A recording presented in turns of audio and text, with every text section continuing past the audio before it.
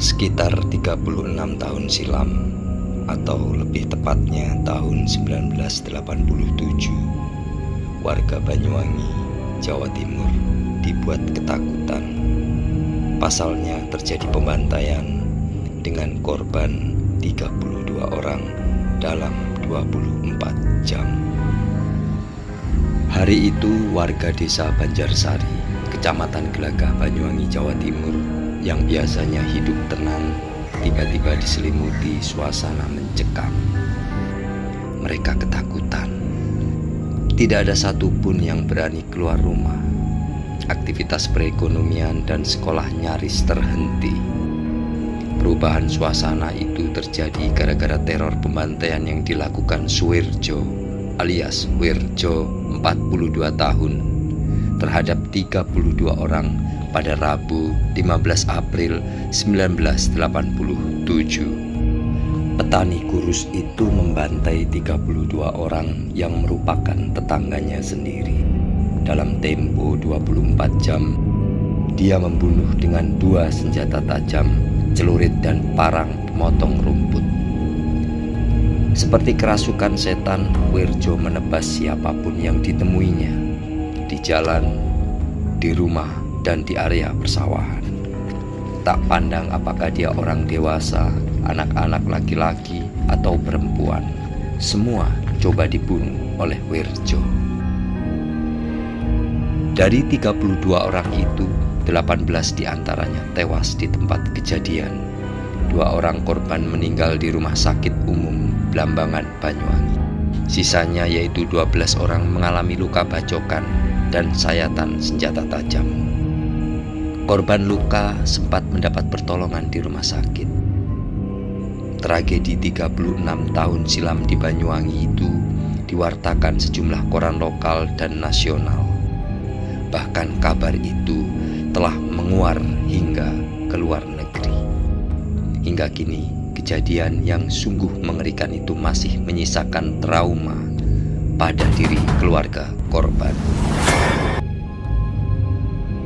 Selama 2-3 hari, Banjarsari mirip desa mati. Pintu-pintu rumah terkunci rapat dan kosong ditinggalkan para penghuninya. Setiap 10 keluarga berkumpul menjadi satu di rumah tetangga atau kerabat yang lebih jauh. Perempuan dan anak-anak berkumpul di dalam rumah. Sementara itu, kaum laki-laki berjaga penuh waspada di luar rumah dengan berbekal senjata, pentungan, dan golok. Aparat keamanan memang melarang warga keluar dari rumah atau berada di jalanan. Sebab Wirjo yang belum tertangkap sewaktu-waktu bisa muncul dan mengamuk. Apalagi saat itu beredar rumor bahwa Wirjo menguasai ilmu kanuragan atau ilmu kesaktian. Tubuhnya kebal senjata tajam, mampu menghilang dan berada di 2 tempat yang berbeda dalam waktu bersamaan. Hal itulah yang membuat warga semakin ketakutan. Desa Banjarsari sepi mencekam. Ratusan aparat diterjunkan untuk mengamankan situasi, termasuk mencari Wirjo dalam persembunyian. Pos-pos komando untuk memburu Wirjo didirikan di berbagai tempat oleh para personil gabungan dari Polres Banyuwangi, Kodim 0825 Banyuwangi, serta Batalion Infanteri, Kostrat, dan TNI AM. Tragedi pembantaian itu bermula ketika Wirjo tengah mengasah celurit dan parang yang biasa digunakan untuk memotong rumput di belakang rumahnya pada Rabu 15 April 1987 pagi. Ketika mengasah kedua perkakas itu, Wirjo hanya mengenakan celana pendek dan bertelanjang dada. Saat mengasah celurit dan parang itu, mata Wirjo tak henti-hentinya mengawasi anak angkatnya, Sri Reni, 4 tahun, yang tengah bermain dengan riang bersama teman sebayanya, Arbaia, di depan rumah. Entah apa masalahnya, sekonyong-konyong Wirjo lari mengejar Reni sambil mengacungkan senjatanya. Dia langsung menebaskan celurit itu ke arah Reni, tapi korban dapat berkelit dan lari menghindar. Melihat sasarannya lolos, Wirjo malah menyasar Arbaiyah yang dekat dengannya. Bocah malang itu pun langsung tersungkur dengan luka yang mengenaskan. Reni menjerit langsung lari menuju ibunya, Indira, 32 tahun, yang berada di sawah. Ibu dan anak yang ketakutan itu langsung lari menuju jalan kampung untuk meminta pertolongan. Wajah Wirjo datar, tak ada ekspresi apapun. Dia membiarkan istri dan anak angkatnya itu lari begitu saja. Sejurus kemudian, Wirjo malah mendatangi rumah Maskur, 80 tahun, yang berada di sebelah rumahnya. Dia masuk melalui pintu dapur di belakang rumah. Dia mendapati istri Maskur, Mursiah, 43 tahun, tengah menanak nasi. Tanpa menyapa, Wirjo langsung masuk dan menebas perempuan itu tanpa ampun. Satu kali jeritan mengakhiri hidup Mursiah. Lehernya terluka hebat akibat sabetan celurit. Mendengar kegaduhan di dapur, Maskur pun mendatanginya. Tapi karena tubuhnya sudah renta, Maskur tak bisa membela diri ketika Wirjo menyerangnya. Tubuh Maskur pun langsung ambruk, tak bernyawa lagi di tempat kejadian. Seperti orang tak takut berdosa, Wirjo terus menenteng celurit dan parang di tangannya sambil berjalan kaki. Siapapun yang ditemuinya langsung menjadi sasaran amukannya, termasuk Gimin. Tapi Gimin bisa menghindari serangan itu dan lari meminta tolong kepada tetangga lainnya. Mereka lalu mengejar Wirjo yang berjalan menuju persawahan tak jauh dari aliran sungai Galung. Begitu sampai di pematang sawah, bukan Wirjo yang ditemukan warga, melainkan jasad Maisah 40 tahun sudah tergolek bersimbah darah. Korban dibunuh Wirjo ketika tengah menyabit rumput. Warga melihat dari kejauhan, Wirjo terus berjalan di pematang sawah sambil mengacung-acungkan parang dan celurit yang berlumuran darah. Di sana Wirjo berpapasan dengan Istiana, 15 tahun, pelajar SMP Kosgoro. Wirjo langsung memburu gadis tersebut. Istianah lalu menjerit dan lari balik arah untuk menghindari amukan Wirjo. Namun Wirjo berhasil mengejar dan langsung membabat leher gadis remaja tersebut. Seketika tubuh Istianah roboh bersimbah darah. Warga dan pengurus RT setempat langsung mengejar Wirjo yang lari entah kemana. Alih-alih menemukan Wirjo, warga justru mendapati tubuh Mbok Suwendah 73 tahun dan Mbah Taman 75 tahun sudah tergeletak tanpa nyawa. Kedua korban mengalami luka menganga di lehernya dan nyaris putus. Akhirnya penduduk sibuk mengurus tubuh-tubuh korban yang bergelimpangan di tanah. Sementara itu, Wirjo terus membabi buta mencari sasaran lainnya. Dia bertemu dengan Jarmi, anggota keamanan rakyat atau Kamra, di depan rumahnya. Jarmi sempat bertanya kepada Wirjo, namun bukan mendapat jawaban. Jarmi justru diserang Wirjo. Jarmi yang dikenal pintar ilmu bela diri berusaha menangkis serangan Wirjo. Tapi sayang, dua jari tangan Jarmi pun putus ketika menangkis serangan dari celurit Wirjo. Dan pada saat yang tepat, Jarmi berhasil mengambil langkah 1000. Ia lari meminta bantuan. Saat itu beberapa polisi yang sudah menerima laporan mulai berdatangan. Mereka menemukan korban lainnya bergelimpangan sudah menjadi mayat.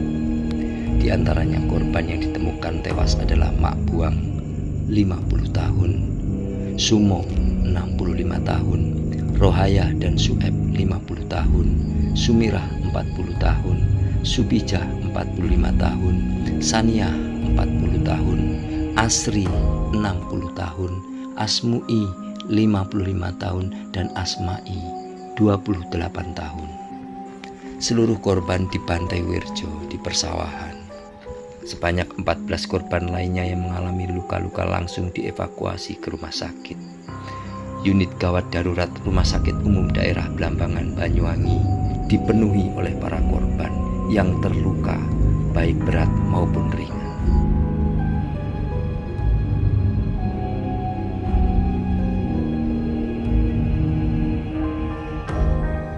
aparat keamanan dibantu warga terus mencari keberadaan Wirjo hingga malam hari. Mereka menggunakan obor sebagai alat penerangan, menyusuri area persawahan dan hutan di perkampungan.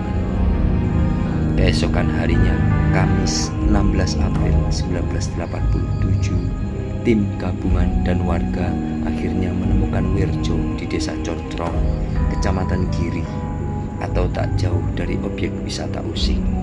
Tapi Wirjo ditemukan sudah menjadi mayat. Wirjo Kendat alias bunuh diri dengan cara gantung diri. Leher Wirjo terlilit kain staken atau ikat pinggang wanita di batang pohon setinggi 2,5 sampai 3 meter di bibir sungai kecil. Penduduk desa pun lega, tapi ketakutan masih saja menghantui. Selama beberapa hari desa sangat lengang dan sepi. Sampai akhirnya aparatur setempat menyebarkan selebaran agar warga tak takut lagi. Di dalam selebaran itu juga diberitahukan bahwa Wirjo sudah mati bunuh diri.